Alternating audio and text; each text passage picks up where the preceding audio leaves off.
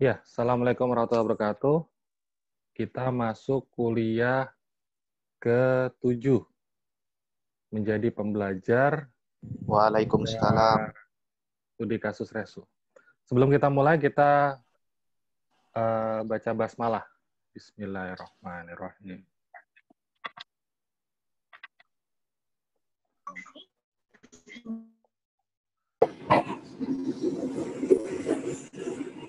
Ya, hari ini kita belajar berkenaan tentang mental pengusaha, yaitu menjadi pembelajar.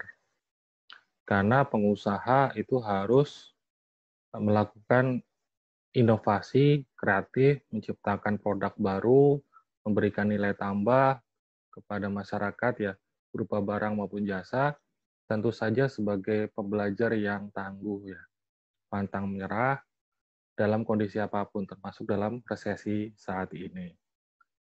Dan bicara menjadi pembelajar ya, kita juga melihat sebelumnya eh, kesuksesan dari Bill Gates ya, pertemuan sebelumnya, ketangguhan Bill Gates, dan semua mulainya pebisnis-pebisnis besar banyak yang dari saat kuliah. Bill Gates membesarkan Microsoft, itu juga saat kuliah. Mark Zuckerberg dari Facebook juga dari kuliah, Google pun juga Larry Page dan sebagainya. Itu juga pada saat kuliah. Kalau di Indonesia bagaimana? Sama ya, banyak juga pada saat kuliah itu mengerjakan sesuatu hingga sampai saat ini besar. Mas Odi, Coffee Toffee ya, itu juga mulainya pada saat kuliah. Hendi Stiono itu juga saat kuliah. Mas Zaki, Bukalapak itu juga pada saat kuliah. Jadi teman-teman pada saat kuliah ini saya menginginkan kuliah kewirausahaan itu bukan hanya sekedar teori, tetapi juga dipraktekkan di lapangan, yaitu melakukan bisnis. Kemarin juga ada tugas mencari peluang bisnis. Saya kira teman-teman barang dan jasanya sudah ada atau kepikiran tentang mau bisnis apa. 5 tahun ke depan mau bisnis apa, itu juga sudah kemarin ada tugas apa yang harus dilakukan ya. 5 tahun ke depan mau seperti apa. Dan juga kemarin juga sudah mencoba juga menjual produk ya. Menjual produk ataupun jasa, karena inti dari wirausaha itu adalah menjual ya. Oke, saya lanjutkan lagi. Mengapa sih menjadi pembelajar? Nah, ini bagus nih ya bukunya. Karangan Pak Iman Supriyono, karya K7. Kelihatannya agak kasar ya, tapi nggak ada masalah karena beliau adalah orang Surabaya, seperti kita ya. Kalau di Jawa Tengah itu mungkin ya ngapunten ya, bahasanya pakai ngapunten, mohon maaf ya, guru uh, tidak pintar ketemu murid tidak pintar. Gitu. Tapi kalau di Surabaya nggak apa-apa, guru goblok ketemu murid goblok. Tapi gobloknya bukan sembarang goblok, gobloknya goblok dinamis. Yang poin keempat, gitu ya. Ini adalah pembelajaran yang bagus untuk pengusaha. Mari kita bahas bersama-sama dari poin yang pertama. Ada 4 jenis orang goblok ya dalam pembelajaran bisnis. Pertama, orang goblok yang tidak menyadari bahwa dirinya goblok, bahkan menggoblok-goblokkan orang lain. Ini parah ya, ini goblok mutlak, goblok absolut, goblok sempurna gitu ya. Kenapa ya? Karena dia tidak sadar bahwa dirinya tidak paham terhadap sesuatu. Tapi sukanya ngenyek gitu ya, menjelek-jelekan orang lain atau menghina orang lain. Contohnya ya saya beri contoh misalnya uh, temennya jualan, jualan uh, makanan atau jualan pakaian, jilbab dan sebagainya. Terus bangkrut. Bukan yang mendukung malah bilang kayak gini. Tuh kan gue bilang apa? Ngapain sih bisnis-bisnis akhirnya bangkrut gitu ya. Sudah tidak melakukan, tidak punya pengalaman dalam bisnis, tetapi temannya wirausaha malah tidak didukung, malah dijatuhke atau dicontrok nih gitu. Jadi ini nggak bagus ya, poin pertama ini. Terus apa lagi misalnya? Misalnya dengerin Ustadz. Kalau misalnya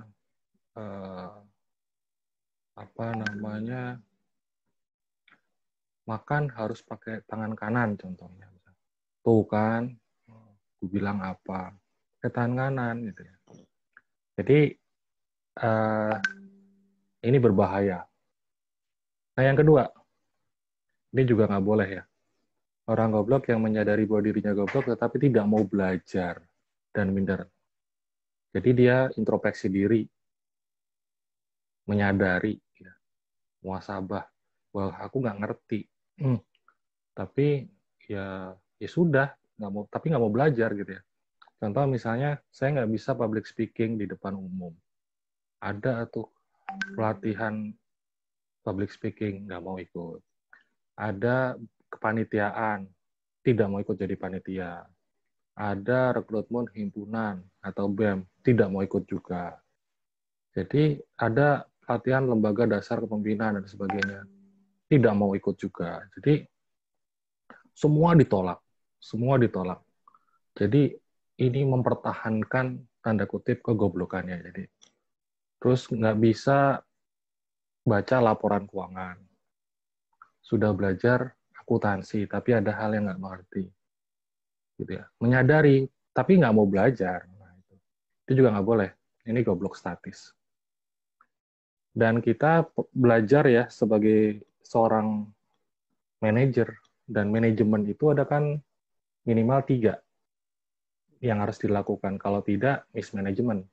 Jadi seperti layaknya tripod ya, tripod untuk foto itu ada 3 kaki, salah satu kakinya patah, itu namanya mismanagement.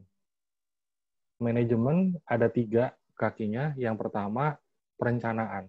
Jadi kalau kita tidak melakukan perencanaan ya dalam bisnis, itu mismanagement. Terus dilaksanakan. Setelah itu udah evaluasi.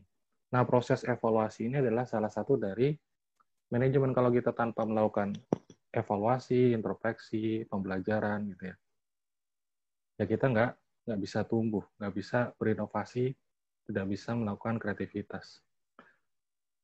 Pebisnis yang tangguh pasti melakukan evaluasi apa yang sudah dilakukan. Seperti itu. Oke, yang ketiga, kita lanjut berikutnya. Orang goblok yang menyadari bahwa dirinya goblok, kemudian belajar menjadi pintar dan merasa pintar. Ini katak dalam tempurung ya. Bisnis, ya, bisnis. Habis-habisan, pantang menyerah, serius gitu ya. Akhirnya menghasilkan warungnya. Dapat duit yang cukup untuk dirinya, untuk keluarganya, untuk anak-anaknya. Tetapi setelah rame, terus konsumennya bilang kayak gini, Pak, buka di tempat saya dong, pasti ramai juga tuh, gitu ya, karena di sana banyak yang suka makanan ini juga. Enggak Pak, saya cukup satu saja, gitu ya. Ini aja dengan satu warung aja saya juga, keluarga saya sudah cukup ya. Terus ada tulisan lagi ditulis, tidak buka cabang dimanapun, gitu ya, kapanpun. Nah ini nggak bagus ya. Jadi sudah menutup diri pertumbuhan. Padahal kalau dibilang, kalau kita kemarin belajar McDonald ya, videonya sudah sudah saya berikan dan teman-teman sudah pelajari. McDonald itu outletnya 40.000 ya. Dan 1 tahun pendapatan 400 triliun ya. Nah, jadi kalau misalnya poin ketiga ini, kalau ingin menjadi pengusaha yang sukses, ya saya kira harus diakhiri ya. Nah, yang pintar tuh ini, nomor 4 ya, yang bagus. Di atas langit masih ada langit. Semakin belajar, semakin pintar, semakin rendah hati. Orang goblok yang menyadari bahwa dirinya goblok, kemudian belajar dari melakukan introspeksi ya, apa sih yang belum bisa gitu ya. Kita kemudian belajar. Dan tetap low profile ya, tetap merasa kita masih belum ada apa-apanya, karena ternyata ada hal yang belum bisa kemudian belajar lagi. Jadi terus-menerus belajar. Kalau bahasa manajemennya ini adalah continuous improvement.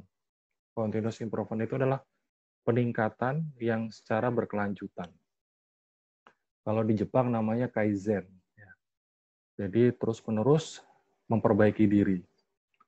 Nah, sama sebagai pebisnis ya, harus ada manajemen itu, perencanaan, dikerjakan, dievaluasi, diperbaiki untuk kedepannya agar lebih baik. Jadi teman-teman harus melakukan itu. Nah, selama kuliah sampai semester 5 ini ya, apa yang bisa, apa yang nggak bisa, itu dievaluasi. Jangan sampai pas lulus ya, diminta untuk baca laporan keuangan, diminta untuk menjadi marketing manager gitu ya, kalau di konsentrasi marketing, itu tidak pernah melakukannya. Pengalamannya tidak ada. Jadi sekarang orang marketing itu bukan hanya ngerti konsep, tapi sudah bisa melakukan pemasaran menggunakan tools yang ada. Jadi kemarin kenapa saya meminta untuk membuat atau mendaftar marketplace, itu salah satu alat bantu marketplace itu. Nanti ada medsos, ada desain grafis. Ya. Orang pemasaran nggak bisa desain, orang pemasaran nggak bisa bikin video, tidak bisa medsos, tidak bisa iklan pay per click, tidak bisa Google AdSense, dan sebagainya. Marketplace juga misalnya menggunakan Bukalapak, di situ ada metode iklannya, penggunaannya bagaimana, kalau misalnya mengajukan diskon bagaimana. Itu harus dilakukan sebagai pebisnis. Bagaimana menjual menggunakan alat-alat bantu yang sekarang ini sudah dilakukan. Bukan hanya sebagai pembeli, tetapi sebagai penjual. Itu hal yang penting untuk dipelajari. Oke, kita masuk ke resto. Kenapa sih resto ya? Karena banyak bisnis saat ini ya, core-nya ya resto, makanan ya. Dan makanan kita bisa bisa benchmark dengan dua raksasa makanan ya, namanya Yum Brand dengan McDonald. Sedangkan untuk kedai kopi kita bisa benchmark dengan Starbucks. Kenapa ini datanya agak lama ya? Karena saya mengambil data dibandingkan dengan bukunya yang dikeluarkan oleh Starbucks, namanya My Starbucks di tahun 2008. Itu buku bagus ya, bagaimana kesuksesan Starbucks sampai saat ini di seluruh dunia. Yum Brand Incorporation ini punya 5 jaringan resto. Kentucky Fried Chicken, Pizza Hut, A&W, Taco Bell ya, yang makanan Meksiko, Long John Silver dengan 33.000 outlet ya, yang ada. Dan perkembangan outletnya ini cepat ya, per hari 3 outlet. Ya. Ini seperti Alfamart ya pada tahun 2014, sehari itu rata-rata 3 outlet. Bahkan sekarang karena di Indonesia sudah jenuh outletnya, berkembang ke Filipina, dan target dalam 5 tahun ini, Alfamart punya target 5.000 outlet di Filipina. Sehingga apa? Sehingga pertumbuhannya pesat ya, profitabilitasnya tinggi. Kita bisa lihat ya dari company sales, penjualannya naik dari 9.100 ke 9.800, dan hasil dari license atau franchise rupanya sedikit ya, hanya 10% dari penjualan outlet milik sendiri, company sales. Dan operating profit-nya 1.500, net income-nya 964. Naik dari 909. Jadi tumbuh, perusahaan yang tumbuh. Bagaimana dengan jumlah outlet ya? Jumlah outletnya ada 36.292 seluruh dunia ya. Dan di United States ada 19.000, di internasional ada 12.000. Jadi yang brand itu masih terbesar di United States.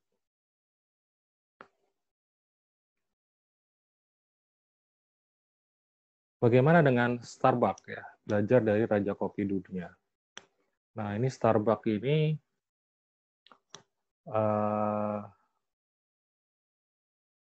cukup fantastis ya dari segi omset tiap bulannya, nanti kita belajar dari situ. Dan dari segi apa namanya harga produknya juga dibilang nggak murah ya, mahal. Dan dari segi pemasukan kepada negara, ini disenangi sama pemerintah karena pajaknya 10% dari setiap penjualan yang ada. Bedakan warung-warung kopi yang ada pada saat ini ya. Ya bukan kenapa-napa ya, misalnya warkopnya siapa ya, Camat, Cakto gitu ya. Nah itu harganya tidak mahal, sekitar 5.000 atau 10.000 per cangkir, tetapi pemerintah tidak merasakan karena tidak mendapatkan pajak dari situ. Nah, bagaimana kita caranya untuk melakukan branding ya, agar bisa kita mendapatkan hasil yang bagus penjualannya. Seperti itu. Oke, ini outletnya Starbucks 16.680 jumlahnya. Mayoritas masih di United States ya. Dan Starbucks ini cukup baik dalam penjualan ya. Per bulan itu 0,52 miliar atau 520 juta. Jadi kalau misalnya kita membagi rata-rata per harinya, omsetnya anggaplah per bulan itu digenapin 600 ya, dibagi 30, sekitar 20 juta per hari. Jadi kalau teman-teman bikin warkop, kalau pendapatannya sehari bisa 20 juta, itu bisa setara dengan Starbucks. Revenue outlet rata-rata per bulan ya, maaf, ini per tahun itu 6 miliar. Jumlah outletnya 16.680, pendapatannya 104.000 miliar atau 104 triliun. Ini asumsi dolarnya masih 10.000 loh ya, belum 15.000. Revenue-nya 10.400. Jadi kalau misalnya 0,52 itu dengan dolar 10.000 ya, kalau dengan 15.000 bisa sekitar 700 jutaan per bulan omsetnya. Kok bisa seperti itu, Pak? Iya, ya. Saya pernah melakukan survei di Starbucks itu, per jamnya itu antara 15 sampai 20 orang yang masuk. Dan rata-rata per orang itu menghabiskan sekitar omset 15 ribuan. 150 ribu, maaf, 150 ribu. Itu kopi satu sama snack 1 sampai 2. Jadi 150 ribu ya per jamnya ada 20 orang. Jadi per jamnya itu bisa dapat 3 juta. Berarti kalau misalnya 12 jam bisa dapat 36 juta. Seperti itu. Dan Starbucks ini ya memang harus seperti itu, omsetnya paling nggak minimal 20 juta. Kenapa? Karena biaya sewanya cukup mahal. Silakan teman-teman tanya di Tunjungan Plaza atau di plaza-plaza lainnya atau mall ya. Biaya sewanya berapa sih? Gitu. Saya dulu jualan per meternya itu dulu itu 1 juta. Jadi kalau misalnya cuman satu lapak kecil ya untuk makanan 2 kali 3 gitu, itu 6 juta per bulan. 2 kali 3 itu 6. 6 kali 1 juta. Bandingkan dengan kalau misalnya resto yang harus minimal 100 meter persegi atau 200 meter persegi ya. Kalau 100 meter persegi berarti sebulan aja harus bayar 100 juta itu Starbucks untuk bisa jualan di mall. Jadi teman-teman harus difikirkan itu, jangan nekat membuat bisnis makanan tanpa perhitungan. Nah, ini komponennya di 2008 revenue-nya sekian ya. Retail 84%, fashion-nya 12%, food service-nya atau Starbucks itu jualan merchandise, biji kopi, kopi bubuk ya, lainnya itu 4%. Dan breakdown-nya United States 76%, internasional 20%, global consumer product yang dijual ke luar negeri, produk-produk kopi dan biji kopinya itu 4%. Ini kita masuk McDonald ya. McDonald total revenue-nya 23.522 atau 230 triliunan. Kalau 10.000 dan tumbuh terus-menerus dari tahun 2003 sampai saat ini. Jadi pertumbuhannya bagus. Nah, kita dapat menyimpulkan dari Starbucks, Yum, sama McD ya. Starbucks tahun 2008 pendapatan warung kopi global ini hanya tumbuh 10%. Jadi tahun 2008 itu ada namanya subprime mortgage, hingga Amerika kena resesi ekonomi. Pada saat resesi ekonomi ya, yang lainnya minus, Starbucks masih tumbuh 10%. Dan Howard Schultz ya, sang CEO ini meminta maaf kepada pemegang saham ya, tumbuhnya hanya 10%. Luar biasa, tumbuh saja minta maaf ya. Dan Starbucks biasanya di tahun-tahun sebelumnya tumbuhnya di atas 20%, bahkan menyentuh 30% per tahun. Dan Starbucks di tahun 2008 dalam laporan keuangannya berpendapatan sekitar 103 triliun. Dari lisensi 11 triliun, dari outlet 87 triliun. Jadi 90% masih outlet sendiri. Sedangkan kalau Yum Brand, yang pemiliknya restoran KFC, Pizza Hut, AW, A&W ya, Taco Bell ya, itu berpendapatan 112 triliun, 98 triliun dari outlet sendiri, dan 14 triliun dari walaba. Bagaimana dengan McD? McD 230 triliun ya, dan 165 triliun dari 6.500 outlet sendiri. Sedangkan yang 25.000 outlet sisanya yang banyak itu hanya kontribusinya hanya 69 triliun.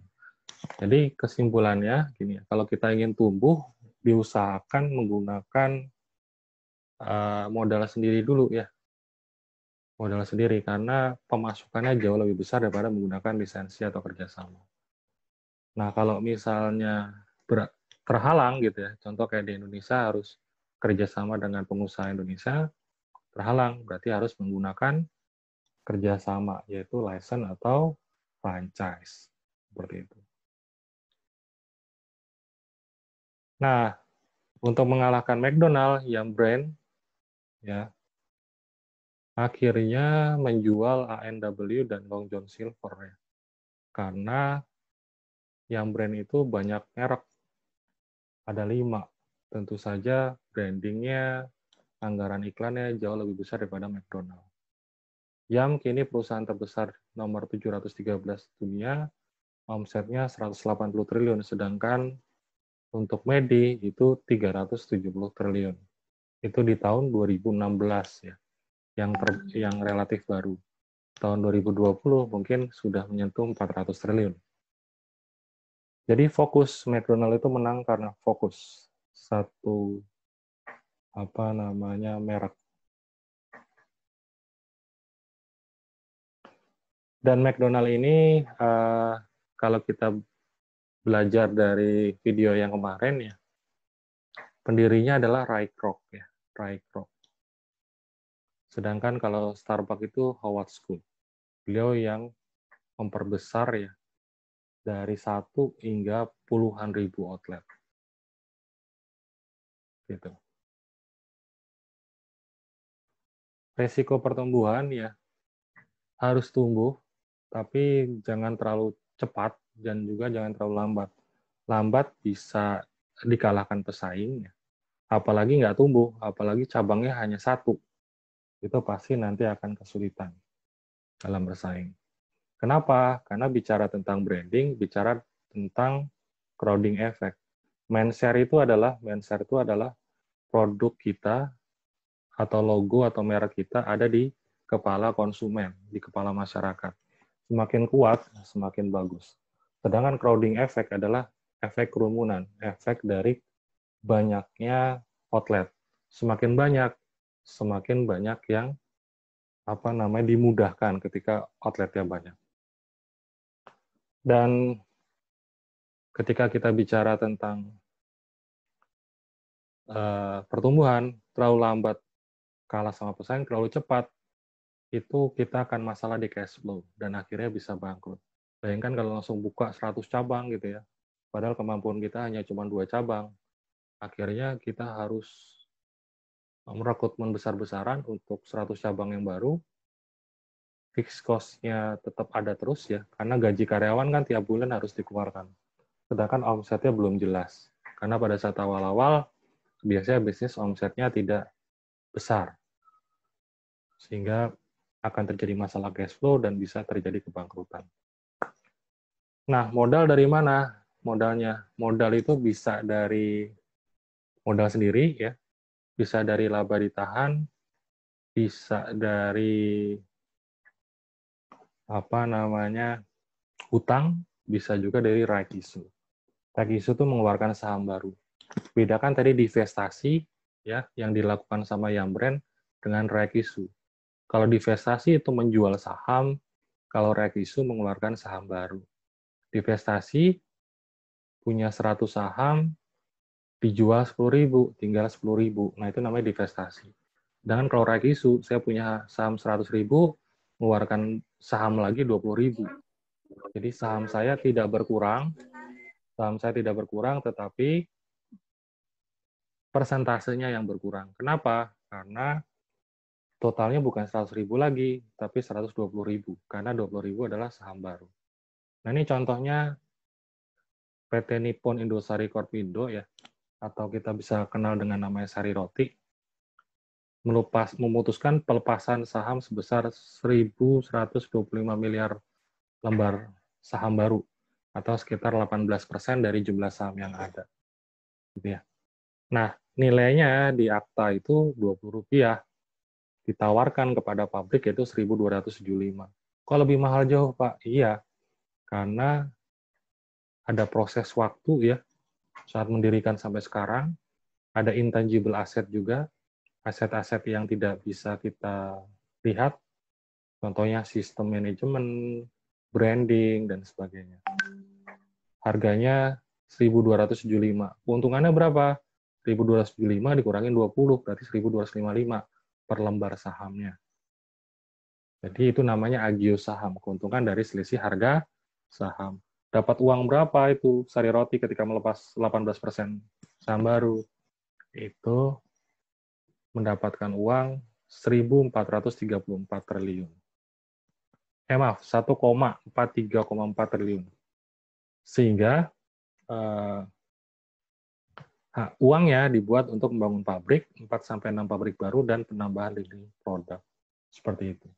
Bisa juga mengeluarkan saham baru untuk membesarkan usaha. Oke, hari ini kita menggunakan e-learning untuk absen ya. Silakan jawab pertanyaan ini. Tadi sudah dijelaskan ya. Perusahaan butuh modal untuk tumbuh, jelas. Modalnya dari mana ya? Menurut Anda cara mana yang ditempuh untuk melakukan ekspansi perusahaan? Bisa dengan modal sendiri, laba ditahan, menggunakan hutang atau right issue, atau melakukan kerjasama dengan orang lain dengan cara menggunakan lisensi, franchise, atau membuka peluang kerjasama lainnya, business opportunity lainnya. Silakan nanti jawab di e-learning itu sebagai absen minggu ini. Untuk ujian tengah semester ada tugas untuk ujian tengah semester. Ini bukan ujiannya ya, tapi tugas. Tugasnya adalah tentukan bisnismu. Kemarin kita ada tugas mencari peluang bisnis. Terus ada tugas 5 tahun lagi seperti apa itu bisnismu. Sudah membayangkan nggak ya? Terus yang ketiga kemarin juga ada tugas jualan ya. Jadi paling tidak kita sudah bisa memahami ya produk dan jasa yang kita punya. Bisnisnya bisnis apa? Pertama tentukan bisnismu bisnis apa? Terus yang kedua, kenapa sih bisnismu itu harus ada gitu ya? Eksistensi tentang perusahaan. Kenapa barang dan jasa ini yang saya buat ini bisa memberikan manfaat kepada masyarakat? Kalau nggak ada perusahaan saya, nah ini masyarakat akan punya kerugian karena tidak bisa mendapatkan barang dan jasa yang kita buat. Buatlah SWOT. SWOT itu strength, weakness, kekuatan sama kelemahan untuk internal ya, dan opportunity, peluang, dan threat ancamannya dari eksternal itu apa saja dari bisnis. Sehingga perusahaanmu tetap bisa eksis. Dan yang ketiga, pengusaha adalah pembelajar yang tangguh ya. Dan bisnismu ini ya berikan alasan mengapa usaha kita harus tumbuh. Mengapa usaha kita harus tumbuh. Dan ini harus bisa dijawab tiga-tiganya di lembar, silakan kerjakan di Word, dikumpulkan ke PJMK sama ketua kelas, dan maksimum 1 jam sebelum UTS ini sudah dari saya ya. Seperti itu. Ada pertanyaan dari kuliah hari ini maupun ada tugas atau absen? Cukup? Atau ada pertanyaan lainnya? Mau bertanya, Pak. Boleh.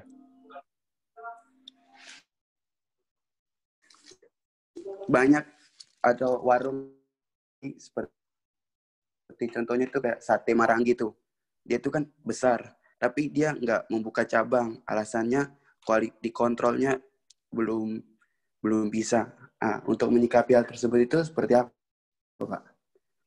Dia punya potensi buat untuk melebarkan perusahaan warungnya, tapi dia kayak menutup diri karena takutnya quality controlnya itu nggak terjaga seperti cabang di pusatnya begitu. Oke, itu sama yang dilakukan dengan Mike dan Dick McDonald ya. Jadi dia tidak buka cabang, ya McDonald itu ya hanya di California itu. Dan ketika itu ada namanya Ray Kroc ya, mendapat pesanan dari McDonald berupa pembuat mesin untuk membuat adonan ya. Akhirnya Ray Kroc datang ke California, terus memberikan produknya. Dia kaget bahwa luar biasa ini McDonald ya. Dulu kalau misalnya pesan makanan itu paling nggak 30 menit untuk datangnya. Tapi ini bisa 30 detik. Terus yang kedua produknya enak. Dan yang ketiga, tidak disediakan tempat duduk yang banyak, jadi lebih banyak drive-thru. Gitu. Ini sesuatu yang hal baru di dunia. Gitu. Akhirnya, Ray Kroc berkeinginan, ini kalau misalnya konsep ini ditaruh di tempat lain, ini pasti juga akan berhasil. Akhirnya menjadi 40.000 cabang yang ada. Awal-awalnya, Ray Kroc itu juga punya kesulitan masalah sistem. Dan Mike and Dick tidak memperbolehkan untuk buka cabang. Tapi dengan lobby-lobby yang dilakukan Ray Kroc, akhirnya menjamin bahwa sistemnya terjaga. Sistemnya terjaga, akhirnya dibuka. Untuk outlet pertama, bisa terjaga. Outlet 2, 3 itu mulai nggak terjaga. Akhirnya Ray Kroc berpikir keras membuat sistem agar bisa terjaga. Pada saat itu Mike Dick juga memarahi Ray Kroc karena tidak sesuai dengan standar, gitu ya. Tapi akhirnya bisa sesuai dengan standar, dengan proses. Ya. Dan nggak main-main, Ray Kroc itu mempunyai cabang jauh lebih banyak dari Mike and Dick. Karena dia ingin tumbuh. Dan lebih dari 100 outlet ada di seluruh Amerika, itu kepunyaan Ray Kroc. Sedangkan Mike and Dick itu pendirinya, foundernya itu hanya cuman 1 outlet saja. Dan akhirnya Ray Kroc itu melakukan klaim sepihak di koran bahwa McDonald adalah miliknya dia. Mike Dick itu marah sekali ya, akhirnya meminta Ray Kroc menjelaskan apa maksudnya, terus akhirnya tanda kutip rapat umum pemegang saham ya. Dan keputusannya, Ray Kroc harus membayar semua atau membeli saham dari Mike and Dick dengan harga yang mahal. Oke, Ray Kroc akhirnya membeli saham semuanya, full, tetapi apa konsekuensinya terhadap Mike and Dick? Mike and Dick tidak boleh menggunakan logo McDonald yang dimana adalah itu perusahaan keluarga ya. Kan Mike Donald sama Dick Donald bersaudara, dia pendiri tetapi tidak boleh menggunakan logonya sendiri atau brandnya sendiri. Itu pukulan telak gitu ya. Nah, maksud saya itu adalah sebetulnya Ekspansi itu bisa dilakukan dua. Pertama, perluasan, ekstensifikasi, bisa intensifikasi. Sate Marangi saya juga pernah ke sana ya. Dia memperluas lahannya. Nah, tapi itu dilakukan pada saat awal ya. Ya, awalnya saya kasih contoh bebek Sinjai itu diperluas. Bahkan depan mau dibeli juga. Tetapi ketika peminatnya banyak, kalau masih menutup diri ya, dia akan stuck ya omsetnya segitu. Terus yang dilakukan sama bebek Sinjai apa? Nah, melakukan buka cabang di tempat-tempat lain. Dan melakukan franchise juga. Ada beberapa yang di-franchise-kan. Sistem itu memang sulit ya, tetapi ini harus dilakukan. Karena tantangannya untuk naik level itu adalah membuat sistem agar stabil di semua outlet. Dan kenapa berantemnya Mike and Dick and Rycroft adalah salah satunya di masalah inovasi sama kreativitas. Rycroft itu menginginkan makanan di McDonald itu ke arah budaya dan cita rasa dari masing-masing daerah. Contohnya di Indonesia ya. Di Indonesia itu ada nasi, ada ayam. Sedangkan kalau di Amerika itu hanya cuman ya burger ya dan lain-lainnya, tapi tidak ada nasi sama ayam. Nah itu termasuk Mike and Dick melarang itu, produknya nggak boleh nambah. Ya. Standarisasinya sampai seperti itu. Jadi kalau standarisasi terlalu kaku, ya itu juga nggak bagus. Tidak ada inovasi kreativitas juga tidak bisa mengikuti dari keinginan konsumen. Ya. Jadi McDonald besar karena bisa menciptakan sesuatu yang bernilai dengan sistem yang bagus, tetapi juga mau juga terima dari masukan konsumen. Sehingga bisa punya outlet 40.000 dengan negara berbeda-beda, dengan budaya dan cita rasa yang berbeda-beda. Mungkin itu ya. Saya kira sampai saat ini pun ya tetap ada. Uang saya juga dulu kuliah ya. Saya suka dengan Batagor, yang paling saya suka itu ya. Pada saat awal kuliah semester 1, sampai saat ini tetap masih jualan Batagor dan itu satu-satunya outlet. Itu masih ada seperti sekarang. Tidak buka cabang dimanapun. Teman-teman juga coba searching di Google ya. Bebek Purnama itu menggelitik saya itu. Bebek Purnama itu pusatnya di mana? Saya cari, rupanya pusatnya di Keputaran ya, di pojokan Keputaran itu. Tapi saya di situ membaca tulisannya tidak buka cabang dimanapun. Kan lucu gitu ya. Nah, terus yang lain tuh cabang siapa gitu ya. Nah, saya juga nggak paham gitu.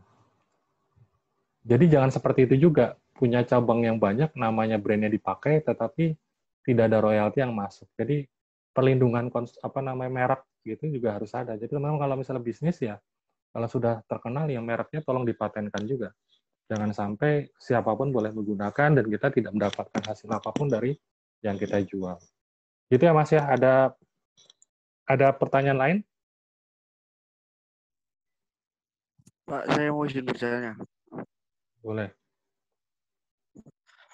Bagaimana cara merubah mindset orang tua, Pak?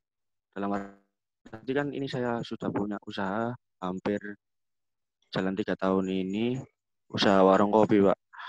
Itu kan ibaratnya itu bisa muter, itu alhamdulillah. Dalam arti bisa untuk makan sehari-hari, itu sudah alhamdulillah. Sedangkan saya ini kan pengen lebih lah, Pak. Dalam arti sudah hampir 3 tahun ini masa cuma seperti itu. Terus cara merubah mindset orang tua itu seperti apa, Pak?